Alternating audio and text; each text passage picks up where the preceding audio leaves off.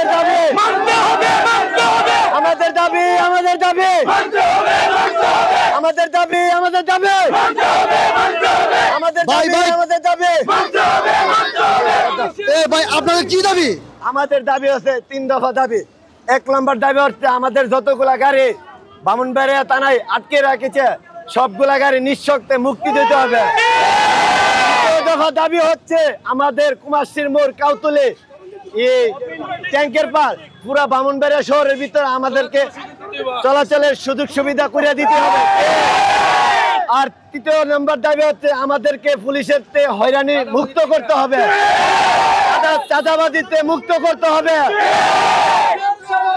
পুলিশে মানতে হবে, মানতে হবে। আমাদের দাবি, আমাদের দাবি আমাদের দাবি, আমাদের দাবি